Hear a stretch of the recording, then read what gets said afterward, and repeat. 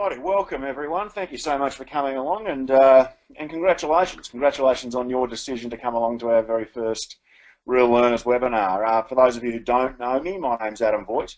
My background, I guess, is as a lifelong educator. I've a history of being a teacher, including in some of Australia's toughest places to make learning happening, and then it moved on for me into the leadership of learning, and that's what I understand from looking at the names and the backgrounds and the positions of the people who are signing on to come along to this webinar today. I understand that's where you might be positioned as well, around leaders of learning and development, leaders of human resources, leaders of training in your organisations, and so I've got a pretty firm intention around delivering some really strong value for you today. So thanks heaps for being here. This whole notion, I guess, of real learning is something that's been whizzing around in my head, to be honest, probably for a few years, and I've probably done a little bit of toing and froing. I've sort of bounced my way back from people in corporate wouldn't be interested in the way that contemporary and cutting-edge learning can really happen, and then all across to the other side where, wow, this really needs to happen and this is really important. I probably even put a fair bit of thought even into the title of the business of Real Learners, because I think a lot of people would tend to, I've even had people ask me, why isn't it real learning? That sort of sounds a little bit easier and it sounds a little less schoolsy for the corporate market. And the truth is, I'm not just interested in having a little bit of learning happen in organisations. I'm actually interested in changing people, and they're the learners. So for me, what I would like to bring to you today is an experience and an opportunity to not just learn how learning could be done a little better, but to hopefully change your mind, and in the process, hopefully change you. So make you a real learner. And we believe that when we have real learners in place as leaders, that there's some really fantastic stuff begins to happen. So I really want you to enjoy the webinar, and I guess in taking you back while we're doing a little bit of the history, I thought I might start by letting you know why this whole Real Learners movement is something that I'm throwing myself into, and it is something that for me, I guess, I think most inspiration and most great ideas and innovations tend to come from really happy or light bulb moments, and for me it wasn't. It was a moment of anger that came around for me in September last year when I read this article, and what it was about was that the Anti-Competition and Consumer Commission, I guess our corruption and competition watchdog in Australia, had decided to take some action against a business in Australia called Get Qualified, and even the name Get Qualified sort of got my goat a little bit, because the whole notion that education and learning has somehow become something that you just buy and you get qualified by handing over some money is something that I think is a real canary in the coal mine as far as learning, as far as intelligence, as far as innovation, as far as creativity goes in our country. So that really got under my skin. And it made me ask questions like, when did learning become something that you could just buy? And what's the impact of that on people? And when I read a bit further about this story, there was a story about a fellow called David Barclay who said that, after my first inquiry, GQA called and texted me every day for 2 weeks. They seemed intent on selling me something. They told me there'd be a fee of around $2,500 for the certificate, and my experience made me eligible for it. But after I'd already paid $1,300, I found out I was not eligible for any certificate. They should never have issued it to me. Mr. Barclay's been battling to obtain a refund, but he can't get there, and he insists the only way forward, apparently GQA, insists the only way forward is for him to continue paying his account, and eventually he could be able to claim his certificate, for which he is still not qualified to use. And I thought, wow, that's a real, not only an example of a business that has very much lost its way and is, in a lot of ways corrupt. I think that this is actually a corruption of the learning process, and I'm distinctly, as an educator, concerned about that.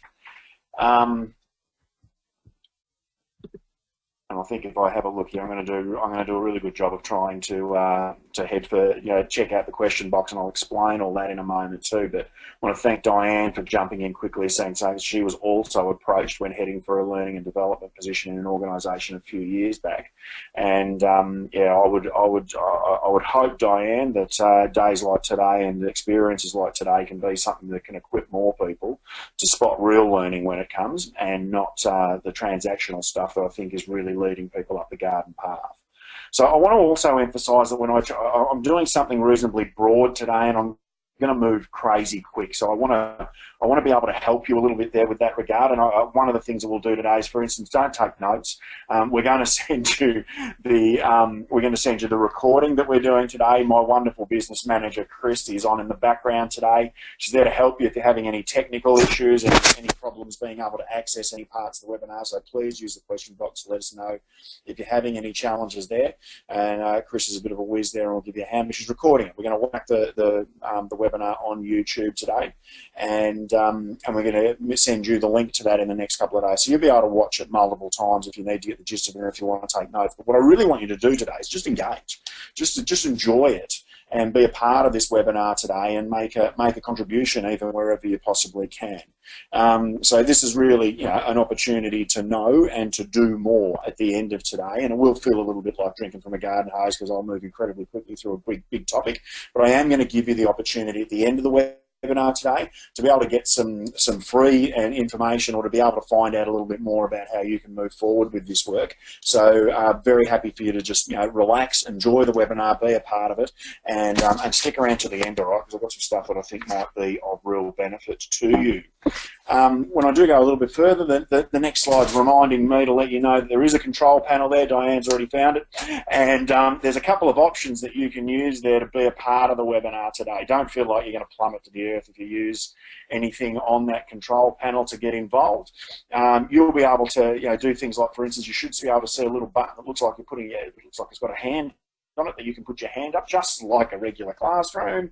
Okay, you can put your hand up and put your hand down again just like in a regular classroom to ask a question. If you do that, I'm going to take full advantage of the interactivity available to us, and I'll probably unmute you and just let you ask that question. Sometimes you don't want to go and type a 50-word question in the question box. You just want to be able to actually ask it, and I want to do that. So put your hand up if there's something that you do want to ask. There's also the question box that you can go to, and you can put a question in there. You can put anything you like in there. We get a summary of everything that goes in there, and even if it's something that you want us to follow up on later on, you can do that. But if I say something today that, for instance, I actually believe that far too much of the learning that happens in our businesses and organisations is nice. I think that there's not enough that's provocative. And if I say something that's a little provocative today, and you go, hang on a sec, I don't know about that, then ask the question. Let's chew on that. I'm more than happy in a learning environment to be wrong, as long as you are too. And the other thing that you can do there is that I'll make availability of you to be able to interact in a couple of different ways. But what I also want you to do is to realise that there's actually one of the things that GoToWebinar brought to us now is to be able to give a handout. And when I say don't frantically try to write down what's on the screen or any such practice today, you'll see that there's a handout available to you in the handout section that you can go to, and you can download the file that you want to download. And what I've left available to you is the slide deck for today. So feel free to get into that and to take full advantage of it. Moving on, I guess the thing that I want to make sure today is that I try to hit the targets around why you're here and why you might like to, what you're looking for out of such an event like today. So I'm just going to launch a little poll here, and I'm just wondering if you could just take a quick moment of your time to tell me what it is that you think is the problem that we should be looking to solve. And I'm going to try and let this influence my way forward at the moment as well. So what you can see there is that we've got, which one of these do you think is the biggest issue? Is it that L&D isn't hitting the mark in our business? Is it not making the difference that businesses wish it to? Is it the training is needing to be repeated? We're needing to do the same thing all over again as people move from one position to another? Is it that people are disengaged and bored by their L&D experiences? Is it you think that nothing changes after the training? Is it just that it's, even if the speaker or the presenter is absolutely awesome, is it that people all they do is walk away and go, that speaker was awesome, and that nothing really changes? Or is it that we're not making the most of what our people can know and do. That means we're not harnessing the intellectual property or the know-how or the skill or the actual content that exists within our organisation, and actually putting cutting-edge learning theory in those people's hands so that they can get out there and deliver it for us. So I want you to think about which of those would be the one that you might. I'm getting some very interesting results come through here. I'm getting a very clear bias around what this is all about. I try to make these polls go through above 80% to know that we're truly representative of the people that are here. And then what I'm going to do is I'm going to close that poll. I'm going to share the results with you. So what we can see here is that we've got a clear issue here that learning is not actually making the most of what our people know and can do. And I would absolutely agree that that's a story that runs parallel to my example before about GQA, where what happened there was that we keep outsourcing the idea of learning and thinking that we have to bring a guru with a slide deck into our organisation. But the truth is we have people who know what they're doing in our teams, and what we need to do is to show them how to create a learning environment such that they can transfer it to others. I found it fascinating. I work a lot with schools still, and I found it fascinating to visit a school recently that it was actually my own primary school where I went as a kid. And there's one teacher there who is still there from my days there. She's taught for more than 35 years in the one school. And I had a really interesting conversation with her where she said, you know what, Adam? She goes, I'm starting to feel like there's no legacy here for me. She said, I feel like everything that I do is, it's all been good and I've done some good stuff, but I feel like I'm not really sharing that with other people. And I think, wow, in what we would call an educational institution, how incredibly sad is it that we would be having one of our teachers who still thinks that the great stuff she does as a teacher is going to leave with her. So we need to find great ways to make the learning process something that people that have content knowledge fully aware of and able to deploy. That's fantastic. Thank you so much for contributing. That gives me a very clear marker for what I need to do today. I'll hide those results and just move on from there for the moment.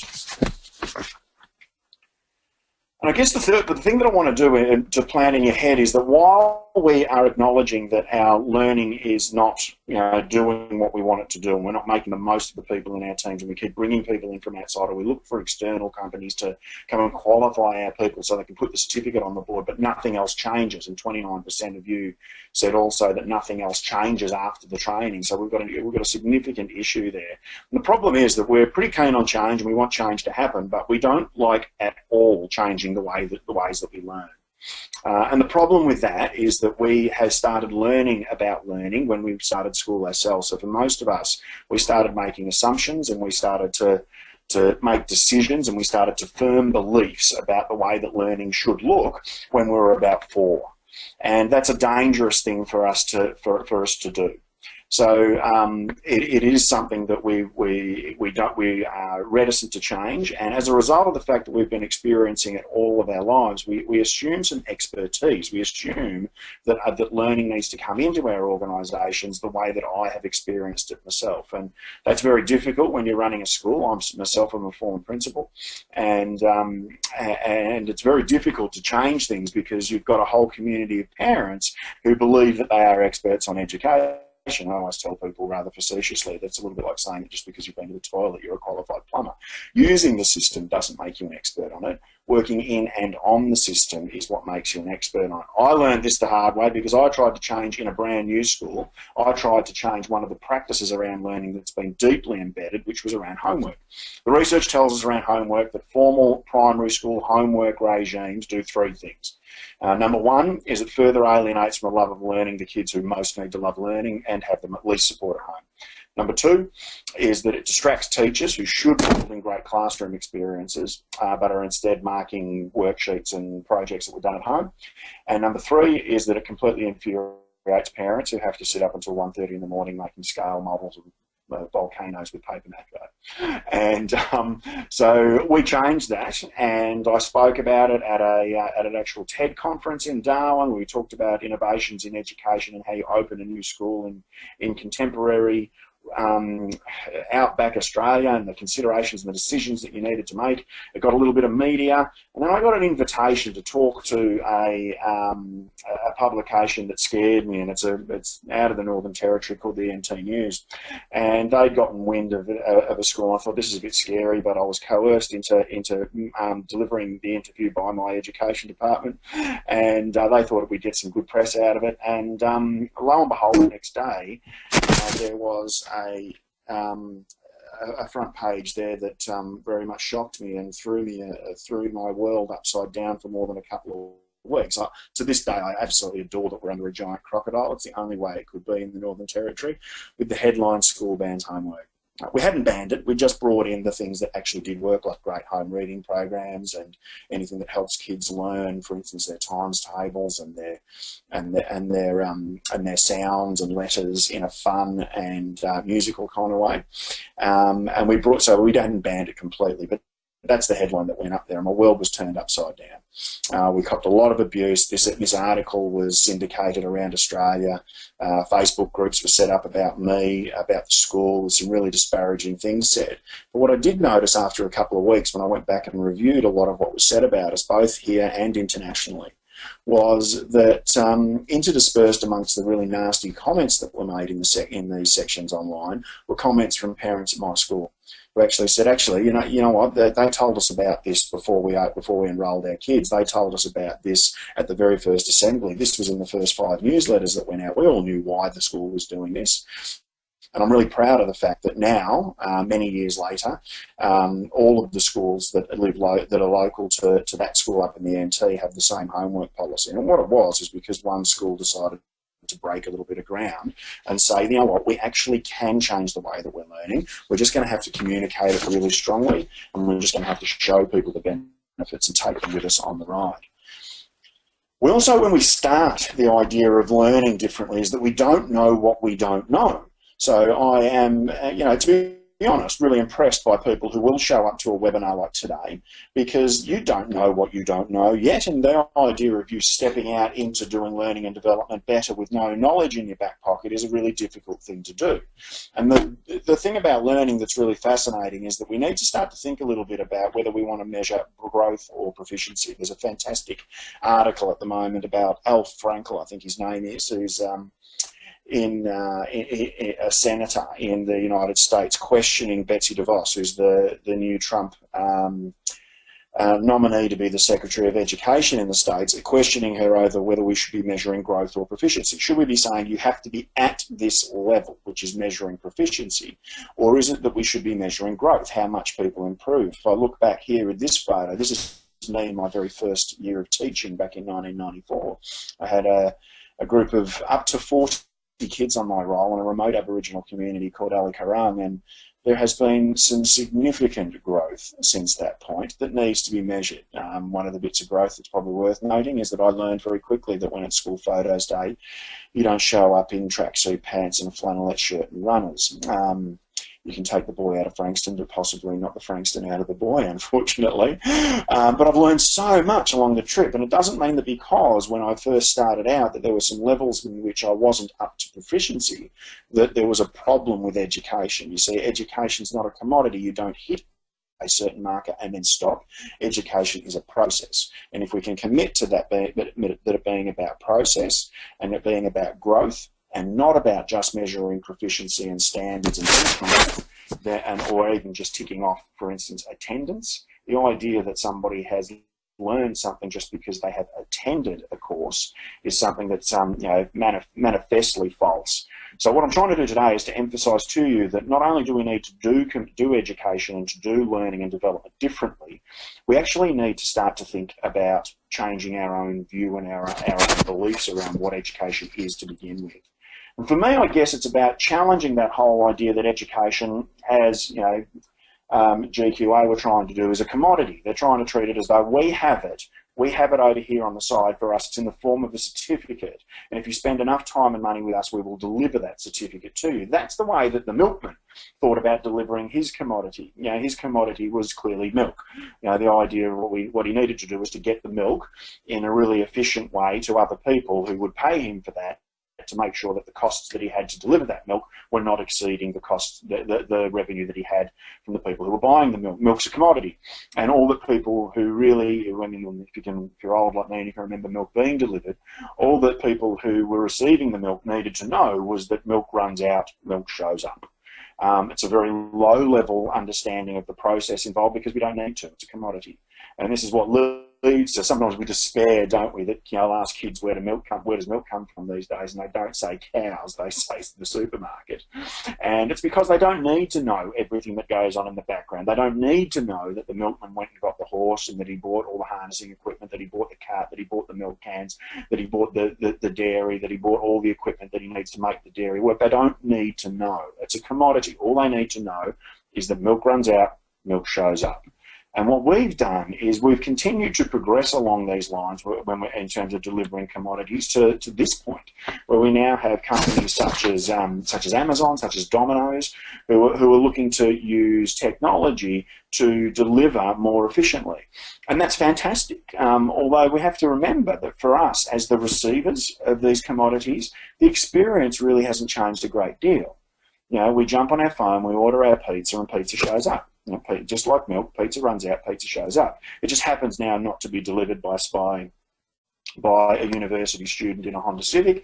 It's now starting to be delivered by a drone with an insulated box hanging underneath it, which is great. And I wrote a blog and a newsletter last week about Budweiser, and Budweiser had delivered their first by self-driving truck, their first beer shipment across 120 miles in the United States by self-driving truck, no person attending to any part of that delivery, which is a terrific example of technology enhancing delivery. But when we think about the three players involved in here, has much changed for Budweiser? And the truth is, no. They perhaps got to the point where they're going to shave a little bit off distribution costs, which is good. Has much changed for the drinker? No. You've still got exactly the same can of Budweiser that you already had. A lot has changed for the trucker. A lot has changed for the person who is actively engaged in the process of getting that beer to somebody else. So we really need to start to think about who we want to be. Do we want to be the brewer, the trucker, or the drinker? And in this case, what I want to encourage you is to start to change along the lines of the way that trucking company in that example is starting to use technology to move forward. Not so much about just delivery, about just changing the delivery or the product, and if we don't change the experience of those who are receiving it, then we certainly are treating education as a commodity. What happens when we treat education as a commodity and we think only about delivery? Well, unfortunately for poor old Tone here, who's probably, to be honest, getting some terrific feedback from within the room about his delivery. Margie's looking at him, smiling on and saying, gee, you're doing a fantastic job, Tony, and inspiring these young people about what the government's doing in education. But if we look at engagement, if we look at the response of the people who are actually supposed to be benefiting by this experience, and the young fellow down the front there is showing us that he actually is not impacted positively by what's going on. And what it means is taking a bit of a focus and a bit of a leaf out of the book of our educators and saying, okay, we're going to start to think a little bit about this really important work called pedagogy. And the best definition that I certainly have around pedagogy would be that it's the science of teaching.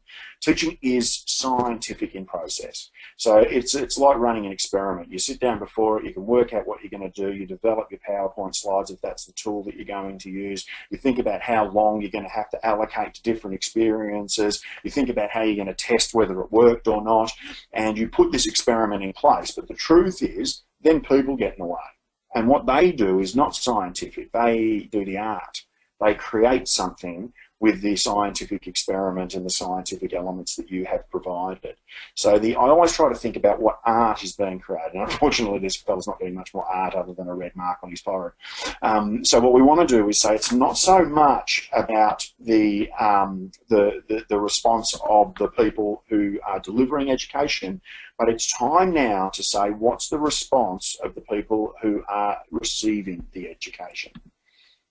So really important to make that clear distinction. This is the threshold that we need to step over to start to do some really fantastic stuff around education. And it leaves us with a new rule. And as you know, school teachers love rules, okay? And that is that if it's not engaging, it's not really learning. So if we are not inspiring movement, if we're not inspiring people to step forward, if we're not inspiring people to do fantastic things, and if nothing changes when they leave the direct learning experience, I'm going to say to you now that I actually don't think it's learning anymore. I think it's just people attending. And it's really important for people in L&D development and improvement positions to understand why that matters.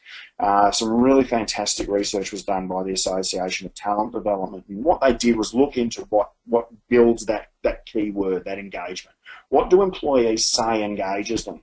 And they said at a rate of about 36%, what they like is to have frequent learning opportunities. So it means they want learning opportunities to pop up quite regularly. We want opportunities to step away from the coalface and learn a little bit about the way the business runs, or even learn something that builds me as an employee or a person. Okay, good stuff. They want that to happen. 36% of them said, yep, I need that. 39% of them said that it was about the breadth of the learning opportunity. So they want to learn stuff. This is really important for you who are working with young people, with your Gen Y and your millennial type people, is that they want to know that not only are you training me to do my job, but you are training me to do the next job or a different job, that you are invested in giving me variety in my work in future. So they want some breadth in the type of content that comes to them, and they also want some breadth in terms of the learning experience that comes along too, that it's not all just, like I mentioned before, a guru with a slide deck. And then the third thing, though, that just stands out above anything else is that they're looking for quality learning experiences. They're looking for learning experiences that are outside the usual mould. That when we think about schools and we think about how much has changed in schools over the last 200 years or so, the truth is very little.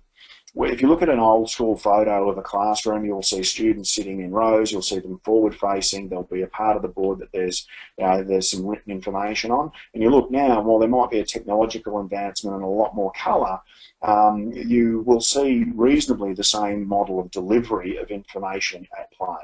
And it's boring people. So what people are saying engages them, and what gets them up and about is high quality learning experiences from people who really know what they're doing in terms of taking content and delivering it in such a way that I can do something fantastic with it. Why should you care about building quality learning experiences? Well, basically in the end, because this is where it goes to performance. That companies that report they have engaged employees, companies where the staff say, "Yep, I'm in. I love it when we have a learning experience. I love it when we have somebody come in to train us. I love it when we've got a course that we need to do. It really helps me change things." They outperform businesses who don't have that kind of engagement amongst their employees by about 202%. And this is where I say that learning is the last frontier of competitive advantage. If everybody else is doing the same training, if everybody else is providing the same resources, if everybody else continues to hit people up with more roles, with more workshops, with more seminars, with more books, with more white papers, with more TED Talks, with more meetings, and you decide to be the employer that actually says, no, actually we're going to just not make it about how much we deliver, but we're going to make it quality and we're going to engage our people, they tend to outperform those by a whopping rate. And this is where I think we can get that exponential growth by harnessing what makes learning fantastic. One of the ways to do it, I guess, is to step back into a bit of an old model that some of you may have some familiarity with, but if you're an educator, you definitely know, which is called Bloom's Taxonomy. And a fella quite a few years ago called Benjamin Bloom came up with this. He said that what he believes we're doing is we're targeting too much of our learning at a really low level, which means around this knowledge and comprehension level. If you think about what a workshop usually looks like, is that there'll be a bunch of stuff that gets delivered, and then we'll ask people to recall, or we'll ask them to list the key things. We might even ask them to summarise what it is that they learned from that. We might ask them to discuss it at a meeting the next day, or to come back and report on what they learned to deliver that content themselves in a condensed way. And what Bloom is pointing out to us is that there's a hell of a lot more that we could do with the information available to us. And he's saying that if we don't get above knowledge and comprehension as the target, then we don't get people doing the verbs. Now, again, using my teacher language there, we love verbs. We don't get people doing the really great stuff that actually allows your organisation to step out of the norm. So we don't get people evaluating potential outcomes or assessing theories or comparing ideas. We don't get people who are composing proposing new solutions to problems, and we don't get them predicting what might happen. They just accept that what the deliverer gave you is good enough to move forward with. They don't apply any of the work they're doing. They don't design any new possibilities, and they're not looking for trends here that would allow them to, you know, say, okay, we can see that this is actually a key priority here for us to move into. What does it look like in the learning environment? It looks like people who are really actively listening, who are speaking and are participants in the learning environment. It looks like people who are thinking about what's really going on as well, and certainly it looks like people who are doing. As I mentioned before, I still do quite a lot of work with schools, and this comes up a lot for me. You know, reimagining the way that learning activity needs to look. If you've ever worked with kids, if you've ever run, for instance, a kid's birthday party, you will understand the analogy of herding cats and what that means. So here I am in a classroom in Mildura in country Victoria, and what I'm doing here is working with a group of prep kids, and I'm teaching them about anger, I'm teaching them about their emotions. I'm drawing a really poor picture there of what I look like when I'm angry. Okay, and that's great. You can focus on me as the deliverer if you wish to, but what I'd like you to do is to not do that for a second, and it'll take you away from the train wreck that is my rather receding rapidly hairline. And I want you to stop for a second and think about what's the engagement of the students that you see there. About 12 or 13 prep students of about 5 years of age, and what I want to ask you is what percentage do you think of them are either listening, thinking, speaking or doing? And the truth is it's quite high. Now, anybody who has taught kids who are 5 years of age will tell you that if you can get above 50 or so % at any time of 5-year-olds who are paying attention, that you're some sort of magic person who needs to be burned at the stake.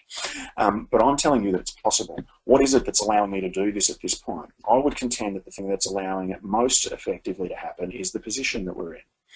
Most teachers will want to stand at the front of the room and take a powerful position, and that means that we automatically tell people that they need to get into a passive role, and they can even throw rocks because, you know, some people are quite threatened by people who take power quickly.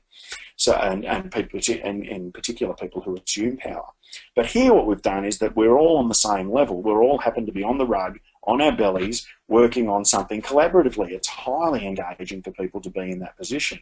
So myself, whenever I run some professional learning or a workshop, whether it be in a business or whether it be in a school, I always send ahead a little insistence that we won't set it up so that I'm at the front of the room, and we won't set it up so that I'm speaking to people who are sitting in rows, because there's a message behind that, isn't there? I think all of you would know that if you step into a room and the room's set up with rows, that there is a very clear imperative there that you will sit down, shut up and listen, and I will deliver my incredible wisdom to you, and we'll hope some of it lands in your head and that you'll go and do something different. And that model has failed us manifestly. So what we want to do is say, can we change position as an example? I'm going to tell you a little bit at the end of today's webinar about a webinar that we're going to do next month, which is going to be specifically around learning activity and those little things that you can do that actually step people up to a higher level of engagement. My contention is that if this can work with 5-year-olds, then it can work with grown adults. And when you do that kind of work, what you start to do is, to that message before that I gave about what happens, is that you stop just changing a little bit of activity, you stop just changing little short chunks of time, and what you begin to do is to change people. And my story here is around the lovely lady that you see on the right there. Her name's Hayley, and she's there with her then fiance, now husband Kyle, and they're two young people who I taught when I was a teacher. And Hayley went through a really terrible situation. She, when I was teaching her in year 6, her mum, who had been a single mum for some period of time, was rewarded for her efforts by her own mother, by Hayley's grandmother, and was sent on a holiday with her friend Marilyn. And I unfortunately were in the Sari Club in Bali when it was bombed by terrorists back in 2001, and we lost Bronwyn, we lost Hayley's mum, and we only had 6 weeks left with Hayley to try and support her through to the end of the year. And we supported the students in that class who were also very affected and very traumatised and were grieving. We supported Hayley in that learning environment, and we sent her off and hoped for the best.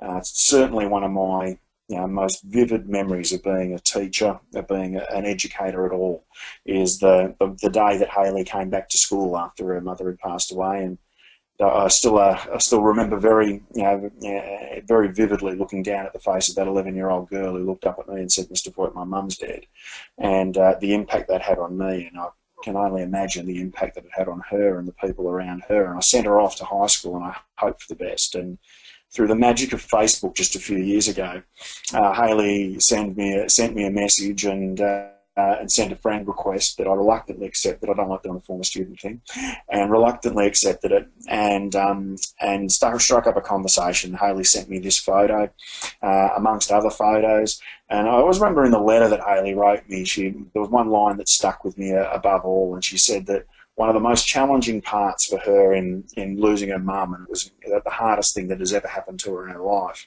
The hardest thing for her, she said, was one of the hard things for her was that for 2 weeks her family, in doing absolutely what they believed to be the right thing, they kept her home from school. And she said, I needed to be in that classroom. She said that classroom for me was not a classroom, it was a lounge room. She said it was where I felt home. And she said she felt so supported by the people who were around her in that learning environment. She said that as she went through high school, she became determined not to be the teenager that slipped into drugs, alcohol and prostitution because something awful happened to her, and they were her words. She said, I want to be passionate about new life coming into the world, not life going out of it. Hayley, only a couple of years ago, finished her midwifery qualifications and is out there right now changing the world. And I certainly personally couldn't be prouder of her. But what she is for me is a wonderful example of learning environments not being just about changing performance in the moment, but it is about not just creating real learning opportunities, but it's about creating real learners. Hayley's a learner, and the lessons from, as painful as they were, the lessons from that time have carried her in a positive trajectory throughout her life, which I think is fantastic. Now, that's a great story, but what does it mean for you? Recently, we did some work in piloting the Real Schools idea. We took on a contract, a partnership, if you will, with the Royal Australian Navy. What they were doing was bringing in a large body of content, a whole new heap of regulations that they wanted to use that keep their vessels of all different varieties, and I bet you can imagine how many there are, of all those different varieties, keeping them seaworthy. And so what we did was say, okay, so let's look at, instead of taking the old model, and I ask you here, if we deploy the old model for learning here, and we said what we need to do is we need to take this huge amount of content, we need to put it into a 400-slide PowerPoint deck. We need to get somebody who is really senior, like an admiral or someone right up the top of the chain, to deliver that presentation to a room full of, to batches of roomfuls of 3,000 people until we've covered everybody. How engaged do you think those recipients would have been? And I was certainly finding that they weren't. So I admire them, and I admire the consulting company Brook, who brought us in to do this work. I admire what they did remarkably, because they said they identified for themselves a need to learn differently. So what did we do? First thing we did was we broke that content into a number of online learning modules delivered via video. What video did was, and particularly breaking them up and delivering them in the right size and by the right people, what delivering it by video does is allow people to experience the learning multiple times, and that piece of theory is why we're sending you the YouTube clip of this today. We hope you do watch it again, and we hope that if you want, you share it with other colleagues as well. We've got no problem with that at all. I want this in your hands, and if you don't pay for it, that's not a problem at all for me. It is important that businesses like yours start to get this right. So we broke it into a series of videos that people can watch at their own, as many times as they need to achieve mastery. They can also watch it at times that allows them to actually engage the right way. So where people are saying, I couldn't believe that I could actually watch this myself on a lunch break. I could watch it when I was on my iPad when I was waiting to pick the kids up from football practice. I could watch it of an evening if I really wanted to, and they can learn when they're best suited to learning, which is just terrific. What we did then was say, how can we assess accordingly? And we used that model of Bloom's taxonomy to say, right, we want to know that there's a good knowledge base. We also want to know that there's ability for people here to apply this knowledge, and we also want to know that they're designing things. And what that does is when we have a rubric such as this, that we assess how people are going and we allow people to self-assess, is it drives conversation. It drives conversation between leaders and between the people who are doing the actual work at the coalface around the areas that they really need the most support in, which has been highly valuable to them. Underneath that, we showed them how to develop a lesson plan for each module that engages people at the right level. We showed them how they can actually, pack out an entire learning module, and we together developed an educative process, an educative philosophy for the Royal Australian Navy to use, that they could use over and over and over again to have what they believe is going to be a truly engaged workforce. And the great part about the Royal Australian Navy having a truly engaged workforce is that we all benefit from that too. So that's the kind of work that we can do for you. Okay, so the first thing I want you to do today, I guess, in being the people who have stayed through the webinar today, is that I want you to go and grab that slide deck. So use this opportunity, go and print it out, go into that handout section and just have it. I just want you to just take that slide deck, and feel free to go and scribble notes all over it, or pop it on someone's desk, or have a coffee with someone and have a yarn about what you spent your hour on today. And I genuinely thank you for spending our time as money. Then you have spent your time and money today by putting yourself into this headspace. And the second thing I want you to be aware of is that we're really happy to work with you. We're a new organisation, and we're delivering workshops around the way this learning can work better. We also run a series of keynotes around making learning work more effectively in organisations and businesses and in the corporate environment. We're providing some coaching and training, because we have three elements within Real Learners. First of all is around strong learning activity. I'm going to talk a little more about that in just a moment. Then there's learning relationships. So if you think back to what the best teachers were that you had, and I bet the first thing you do is remember the worst ones you had, but just sift through that and then find the best ones. They did some very specific things, and one of the things they did was that they built with you a relationship around high expectations. They leveraged a really great relationship with you to get you to do things that you either didn't want to do or didn't think you were capable of. And there's some very specific things in the coaching and the mentoring that we provide and the training that we provide for people to be able to do that we want to have in your hands. And then there's the partnerships and projects type work that we did with the Royal Australian Navy and with Brooke, and we want you to know that that's available to you as well. If that's something that you'd like to have just a really quick yarn about, just put the word chat in the question box now, and what we'll do is follow up with a absolutely no obligation chat. If you're local, I'll show up with a coffee, and if you're not, then we'll find a way to grab a coffee and have a chat via phone or by Skype. We really want to start to bring this stuff to you.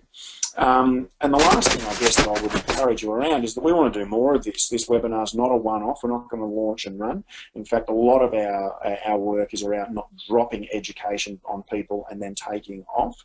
What we want to do is to show you how to learn differently. So that first idea around learning activity, not that just gets people to do something different in the moment, but that builds better people within your organisation, is going to be the subject of our next webinar.